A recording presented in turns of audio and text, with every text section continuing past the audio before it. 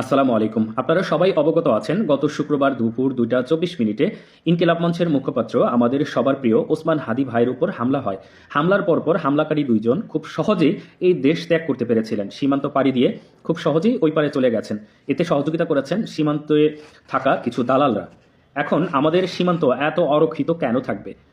যেই দেশে অন্যায় করে অপরাধ করে খুব সহজেই পাড়ি দেওয়া যায়, সেই দেশ থেকে কি অন্যায় অপরাধ দমন করা সম্ভব? আমার মতেই সম্ভব না। আইন শৃঙ্খলা বাহিনী প্রত্যেকটা নাগরিকের সহযোগিতা চেয়েছে। আমার জায়গা থেকে আমি হয়তো এই কথাগুলো বলেই সহযোগিতা করতে পারবো। দেখুন, আমাদের সীমান্ত এত অরক্ষিত বলেই দিন দিন অপরাধ বেড়ে চলেছে। এটা আমরা যদি রোহিঙ্গাদের দিকে তাকাই, সেখানেও যদি আমাদের সীমান্ত সুরক্ষিত থাকতো তাহলে এত রোহিঙ্গারা অপরাধ করতে পারতো না। আমরা যদি পার্বত্য চট্টগ্রাম বিভাগের যেই জেলাগুলো আছে সেই জেলাগুলোর দিকেও তাকাই, যেমন রাঙামাটি, খাগড়াছড়ি, বান্দরবান, এই সব এলাকার যেই সীমান্তগুলো আছে এই সীমান্ত দিয়ে সহজেই বিভিন্ন সংগঠন মাথাচাড়া দিয়ে উঠেছে। যেমন ওই কিছুদিন আগেও, আমি সংগঠনটার নাম বলতে পারছি না, বলবো না আর কি, তারা এমন এমন ভারী জিনিসপত্র নিয়ে এসেছে ওই অন্য দেশ থেকে, যা দিয়ে তারা আমাদেরকে হুমকি পর্যন্ত দিচ্ছে। আমাদের সেনাবাহিনীকে একদম চোখে চোখ রেখে কথা বলার সাহস করেছে, একমাত্র আমাদের সীমান্ত অরক্ষিত বলে। আজকে সীমান্ত সুরক্ষিত থাকলে কখনোই এটা সম্ভব হতো না। এখন এর দায় কে নেবে? অবশ্যই যারা সরকারে আছেন তাদেরকেই নিতে হবে।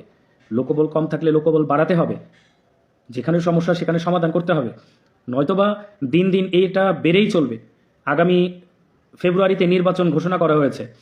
নির্বাচনের আগে আমাদের যে সীমান্তগুলো আছে সীমান্তকে সুরক্ষিত করতে হবে।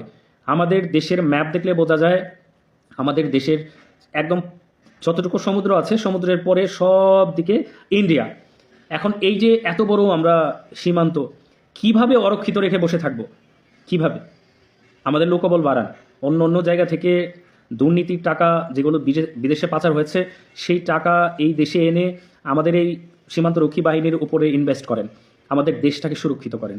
যে যতই কথাই বলেন, আমাদের দেশের সীমান্ত যদি সুরক্ষিত না হয় এই দেশ থেকে অপরাধ কমবে না। আর ওসমান হাদি ভাইয়ের উপর হামলা হবে এরকম একটা রিপোর্ট আগেই পেয়েছিল, আমি শুনলাম সরকারকেও জানানো হয়েছিল। এরপরে আরও আছে জুলাই যোদ্ধা, তাদের উপরেও হামলা হওয়ার আশঙ্কা আছে। এখন এই সীমান্ত দিয়েই পার হয়ে যাবে এই ধরনের অকারেন্স করে?